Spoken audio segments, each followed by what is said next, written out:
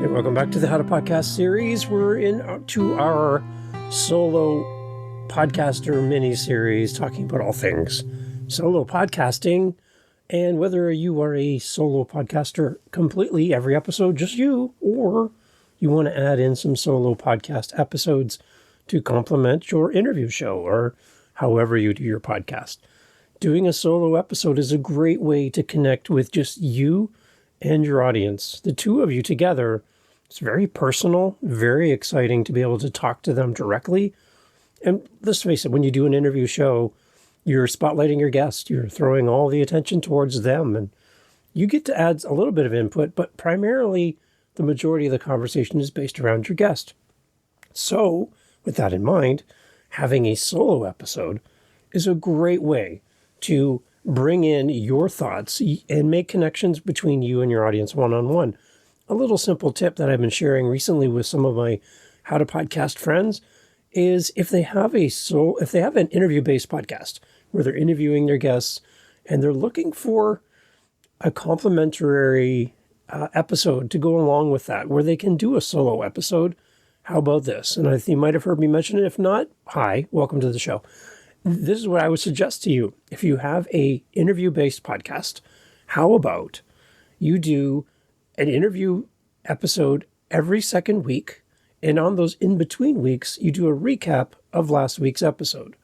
So you have me on your show, I come on, I talk about the How to Podcast family, our meetups, and the howtopodcast.ca website. We have a great interview. You and I are best friends now. And then the following week, you come to the mic, you listen back to the episode and pull out some of the key points that really resonated with you as the host of the show. Dave was on my show last week. We talked about A, B, C, and D. What I really found interesting was when Dave talked about the blah, blah, blah. And then put a link in the show notes to go back to that episode. Understanding that your new listener who showed up on your off week in between interviews has never listened to an episode of your show before, ever. They just found you. They're new in the door. They're brand new. So having you do a recap, sending them back into your catalog, such a great way to do this. And that little recap episode can be like 5 minutes. That will give you the opportunity to do less interviews, potentially, because you're only doing them every second week. And then you're doing a special episode on the opposite weeks, where you're doing a 5-minute episode. And the beauty of all of this, when you do your interview, my suggestion, if it was me, I would do the interview with my guest, say goodbye in the recording. Everything is set up. My guest is now gone. It's just me and my mic. It's fresh. It just happened. I just had the interview. I'm excited. And what do I do with that excitement? What do I do with all this new knowledge, this great experience with my guest? Why not hit record and record that episode, the recap episode, right after the interview while everything is fresh? So you get to knock out the interview and your recap episode all in one setting, all at one time. And you get to release that episode on the off weeks. Having an interview-based podcast is awesome. I have Living the Next Chapter. Every single episode is a guest. Nothing is about me because I'm not an author. I've never written anything. So everything is about my guest. But if I want to do a really good connection with my audience, throw in a recap episode, a summary, a recap of something that's happened in the past. And it's just me and the audience. That's different, unique, and special. And your audience will appreciate it. So if you're having an interview-based podcast, awesome. Great. I hear people actually downplaying interview podcasts, saying that they're not necessary anymore. I love them. I love listening to them. I love listening to your interview-based podcast. If you have one, and I don't know about it, send it to me, howtopodcast.ca. Use my SpeakPipe. Tell me about your show. Record a little message, and I'll play it here in the podcast so people can hear about your amazing interview-based podcast. Whatever the topic, I'd love to support you. Head over to howtopodcast.ca. Let me know. Having these interview-based podcasts are great. I don't look down on them at all. I actually enjoy them. But I think that connection with your audience, with just you as the host and the listener together, brings another level of contact and connection with your audience that an interview-based podcast doesn't really allow time for. So think about it and see what you think. I think you can do this. So today, our focus in episode 3 in our little mini-series here is episode 203, but episode 3 within our mini-series around solo podcasting, we're going to talk tech. And you know this, that if you listen to any of my episodes here on How to Podcast series, I'm not a tech guy because I like to try to do all of what I do with the basic of equipment as possible so that you're not listening to me on a $400 microphone with a studio that's cost tens of thousands of dollars using high-end equipment to record my episodes and then saying to you, you know, this is what you need to be a podcaster. I don't subscribe to that theory, that feeling. I prefer much better to do with what I have and not worry about expensive tech. So will I be going to a tech show and looking at the latest mics? Probably not. My microphone is $50 US, $80 Canadian. So, and it plugs right into my computer, I'm done. I have a mic, I'm good, let's move forward. It's about the content, not the tech. That's how I look at it. Now, can I improve? Sure. Do I get FOMO when I listen to all these great podcasters and their expensive setups? Sometimes. But does it make me want to go blow the bank and not pay my car payment so that I can have an expensive mic so I have a status symbol on camera? So you're like, oh, Dave's got the blah, blah, blah mic. Ooh, ain't he fancy? No, I'm not really into that. I don't care about that stuff. So who am I then to talk tech for solo podcasting? Well, I'm going to try to take you on a little bit different path than the typical podcast about podcasting, talking tech.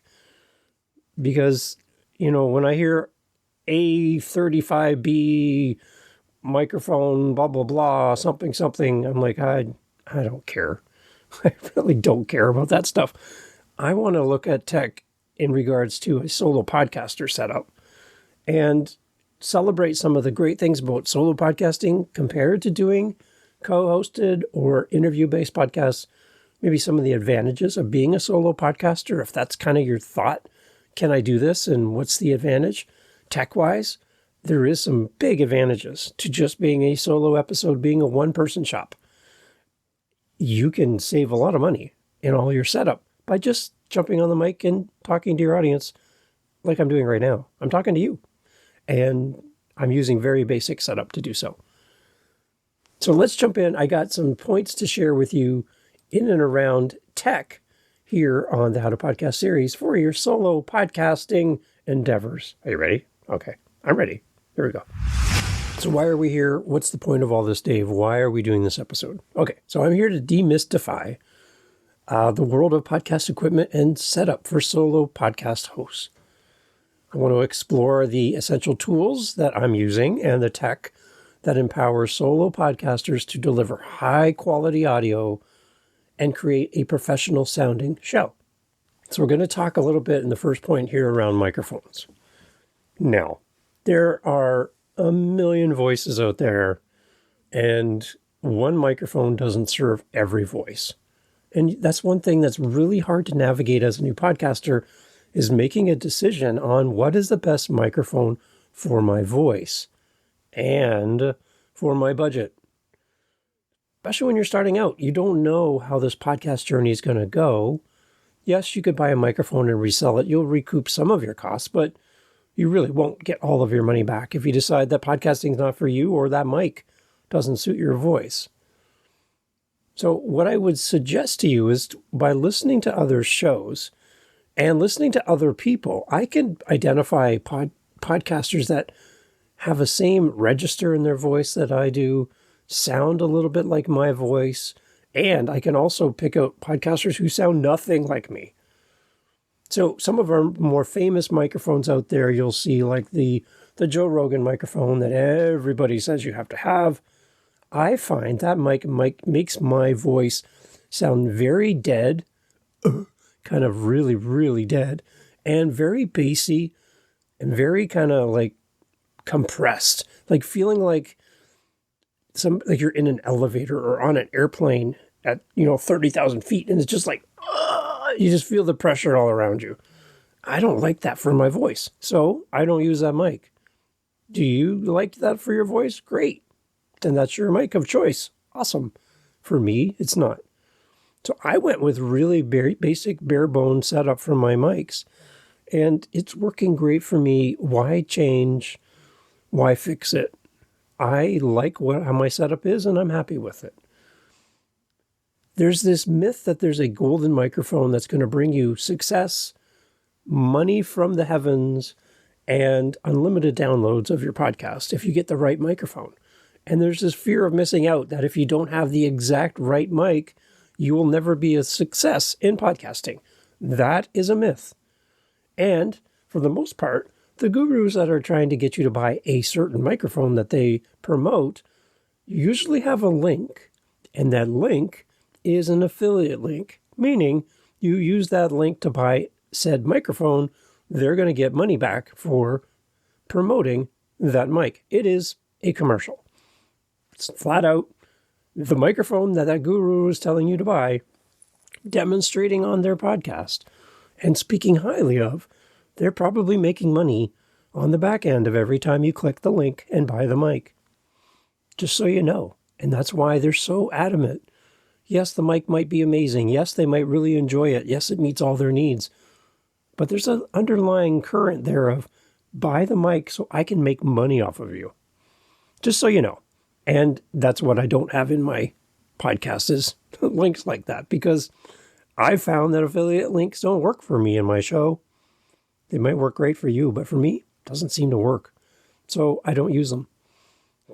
So I will gladly show you and tell you what I have for my microphones, but I'm not making any money off of it if I do endorse a microphone in my podcast.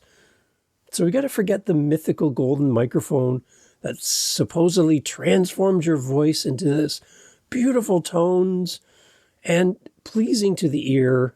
Now, in the solo podcasting universe, it's not about the bling, but the clarity. That's probably the most important thing I would say around a microphone is the clarity of the mic. So let's jump back to listening to other podcasters who sound like you, who sound like your voice, right? Females have a different voice structure than males. Your voice might be very bassy. Your voice might be very high and tinny. You need to find somebody that sounds kind of like you, then reach out to that podcaster and say, I love your show. Oh my gosh, you have the best podcast. Can I ask you a question? What microphone are you using? Because you sound great. And they'll tell you. And then go with that as your option, if you can afford what they're using. That gives you some insight. Because it's really hard to go out and buy a bunch of microphones, spend a whole lot of money, and eliminate the ones that don't work for your voice. Try listening to a podcast that you enjoy and just reach out to the host. If you like this microphone that you're hearing me on, again, $50 US. I got it on Amazon. $80 Canadian because I live in Canada. And it's really versatile, bulletproof. It works great. I love it. So ask me, I'll let you know what I'm using. I want to debunk this misconception that an expensive microphone is the key to your success, the main sole key to your success, because it's not. It's not your microphone. It's your content. It's your connection with your audience. It's you showing up. Your microphone doesn't have a podcast. You have a podcast. Keep that in mind, because a lot of podcasters I hear are more microphone and less content. So we really need to focus in on the content piece. A modestly priced microphone coupled with the right environment can produce an outshine its pricier counterparts 100%. Here's the secret sauce on microphones for your solo podcasting episodes. The secret sauce is that achieving top-notch audio quality without breaking the bank happens before you hit record and how quiet your room is. So for me right now, I'm in my home. I have no children in my home. My kids are grown up and moved out. My wife is at work. My cat is sleeping on the couch. It's completely silent in my house. My neighbor's not doing anything outside my window, which is great. And my house is quiet. It's peaceful. So I have this nice, quiet space that I can count on for consistent recording. And that's something that really works for me. My microphone I mentioned is not very expensive. My setup is simple and I'm using headphones. It's really not that expensive to set up your place and find the right spot that works for you. It's going to take a little trial, a little error, but you will find it. And you need to focus on that and build out a good space that works for you. So a lot of the editing happens before you turn the mic on, but then there's also great tools, even within Audacity, the free program that I use to edit and mix my podcast, to send it out into the world. I don't pay anything for Audacity. I'm recording in it right now. And I love it. It works really well. And there's tools that you can use. So even if there is a noise, I can take the noise out. I can correct levels. And if something's quiet, I can make it louder. And if it's loud, I can make it quieter. I can make it sound a little more bassy or a little more high end with my higher levels. It's pretty well straightforward. The more you can do at the beginning of before you hit record makes it easier at the end when you do your editing. And if you're not sure about editing, I've actually just created another podcast. Yes, I did. It's called the Podcast Editing and Support Show, where I'm going into the editing side of podcasting to help you find an editor or become an editor and maybe even turn it into a job. And you can make money off the back end of your editing skills for your own show. Podcasteditingandsupport.com is the website for that show if you're interested. So the next part is talking about soundproofing. The space where you record your podcast is really important. You want to have as much soft surfaces as possible, not be in a concrete room or a glassed room, metal walls, where a sound can bounce and come back at you. You want sound to be absorbed by carpet, soft surfaces, pillows, blankets, that type of thing. So look around your room when you're recording. I see people stuffing themselves into a tiny little room, soundproofed completely where you can't hear a thing. It's just dead space, thinking that you have to have the perfect quiet spot possible. You can record your podcast in your closet, sitting with all your clothes hanging above your head with the door shut. And that's a great room to record in because your voice is absorbed by all the clothing. For me and where I record, I have a bookshelf behind me with books and things on it. That also helps the sound be dispersed across different shapes and spaces and breaks up the sound. I'm speaking looking at my monitor, which is glass, bouncing right back at me. So my words hit and come back. You want to try to come up with as many soft surfaces as possible.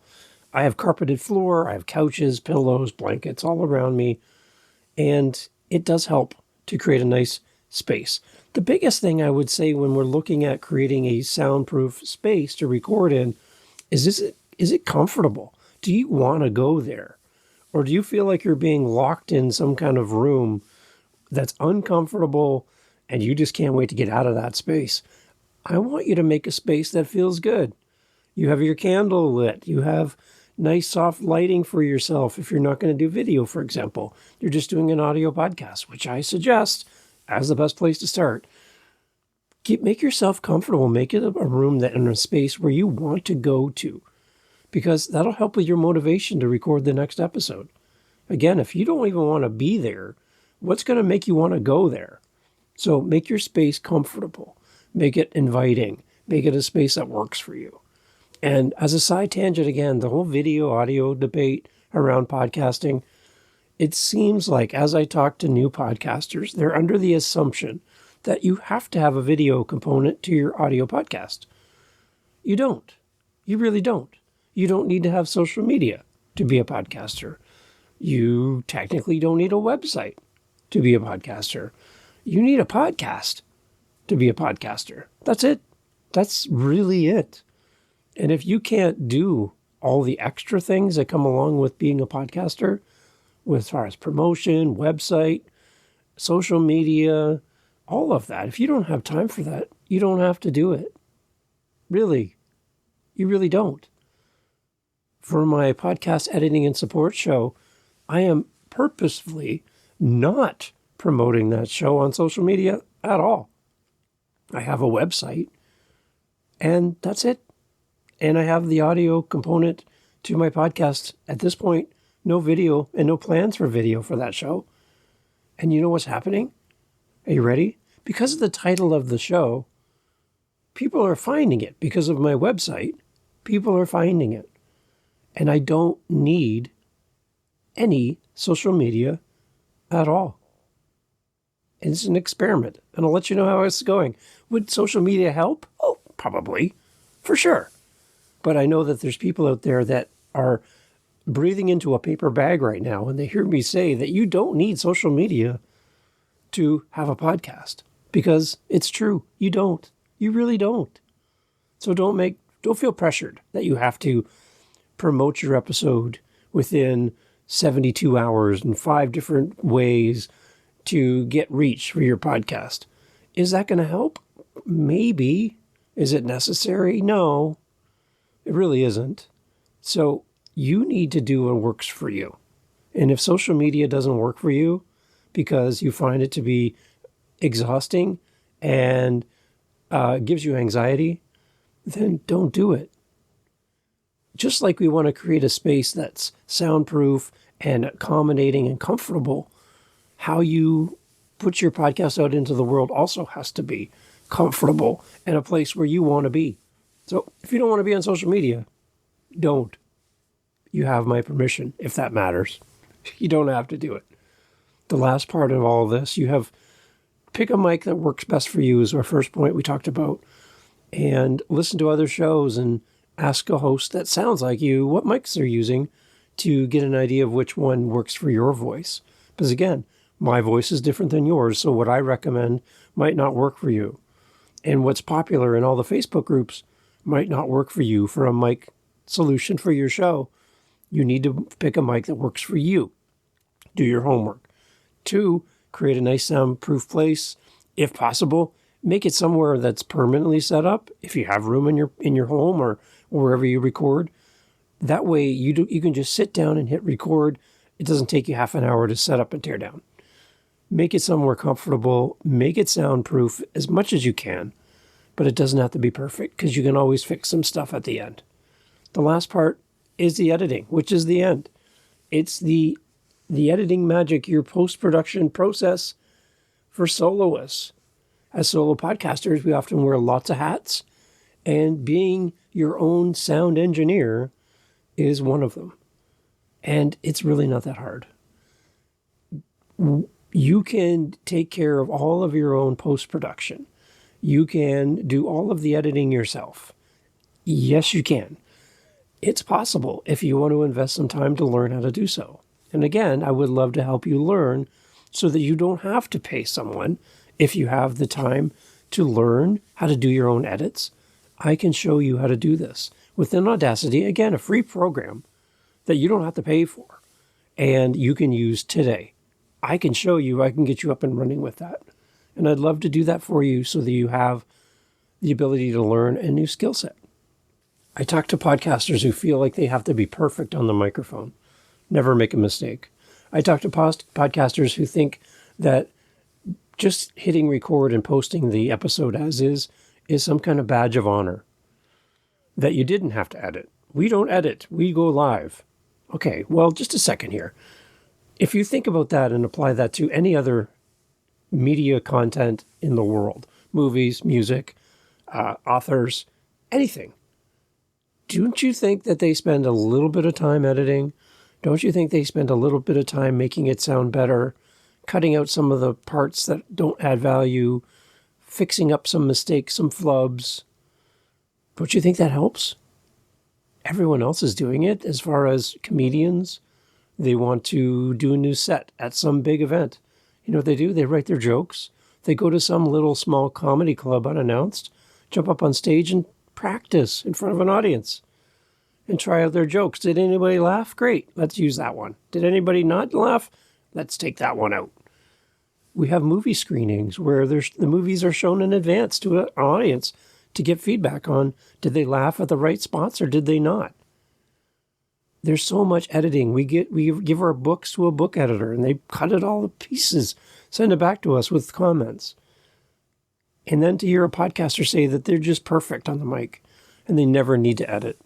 I challenge that because I think we can all do a little bit better for our audience.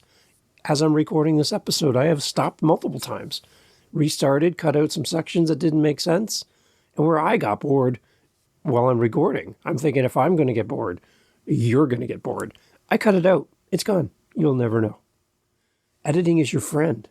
Editing is also a great safety net for when you have a guest on your show, that you can let them know, listen, you don't have to be perfect. We can take stuff out, which just causes them to relax a little bit more and they feel a little bit less stressed. But as a solo podcaster, you can be your own one-person shop where you record the episode, edit the episode, and post the episode. You can do it all yourself. And it's really simple to do. So I would encourage you to learn how to do that. Editing is your friend.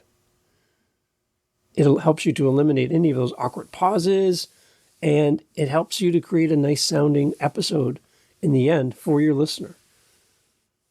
Post-production, what happens after you hit stop on the record button, is where you can make your podcast sound great. Add in an intro, outro music, transition sounds.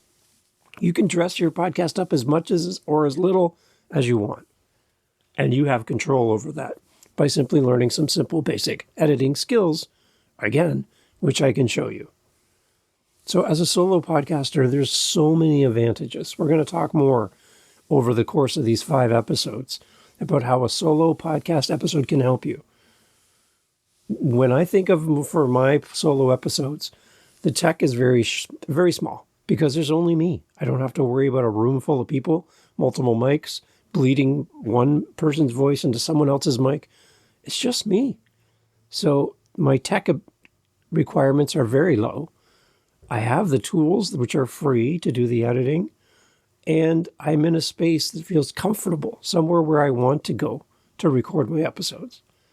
All of these things will lead to being more motivated to hit record, produce next episode, and stay on schedule. So if you need help with your podcast, you need help with your solo podcast, your interview-based podcast, whatever you're working on, and you just want some feedback, I'd love to give that to you. Over at howtopodcast.ca, reach out, let me know. I can listen to your show, give you some thoughtful critiques to help you and empower you and encourage you in your show without all of the sarcasm and snark that I hear in a lot of gurus out there who make it a show to mock you in your podcast. That's not how podcasting should be. It should be open to everyone at all levels, all the time, everywhere, without feeling like you have to fit into somebody's mold.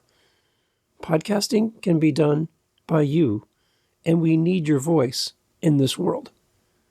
So please, don't let a microphone, don't let anything stand between you and your content, between you and your community. Nobody cares. Your listeners do not care about the microphone you have, the lights that you have, the backdrop you have. Your audience is coming because they love you and they love your content. They love what you're talking about, and they love that you show up on a regular basis because now you're part of their routine. That's what they love. They don't care where you got your microphone. They don't care about any of that stuff. The only people who care are other podcasters, and they're busy. Don't worry about them. They got their own stuff to work on. You focus on your audience. You focus on stepping up and delivering the best every time you come to the mic, and be proud of what you produce because every episode is going to be better than the last one. That's the goal. Every episode you do will be better than the last one.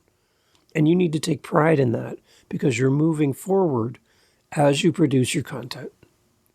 Keep going. 2024 is going to be a spectacular year for you and your podcast. You're going to have so many great moments this year that are going to just blow you away. And if solo podcasting is in your future, I hope these 5 episodes help you kind of map out your show. would love to hear from you. howtopodcast.ca. Talk soon. Thanks for being here.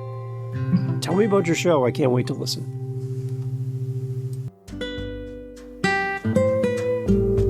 Hey, thanks for listening to the podcast. Appreciate you being here. Yes, this is our little mini-series around solo-hosted episodes. And if you're looking for some help, some advice on your podcast, and you're like, Dave, I would just like to get some time in your calendar and just ask you some questions beyond what we're covering here in the podcast, but I just want to have some time with you. Is that even possible? Yes, it is. howtopodcast.ca is how you can get in touch with me. We have our Instagram page. We have our Facebook page. Multiple ways that you can reach out. You can always just reach me at howtopodcast.ca, and I would love to connect with you. Voice message, whatever works for you. And let's talk about your show. I would love to have a conversation with you and help wherever I can, or point you in the direction of someone who can help you when I can't. Because again, I only know what I know, right? Same with you. So let's work together. Let's see what we can do to help each other. And thank you again for coming back episode after episode. If this is your first time here, there's a lot to listen to. There's a lot of episodes for you.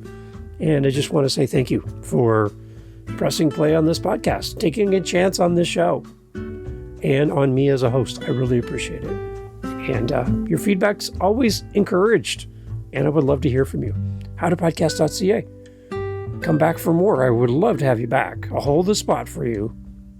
That chair is yours. No one else can sit there. So come back as often as you can. And I'm looking forward to hearing your podcast in 2024. Take care. Catch you on the next episode.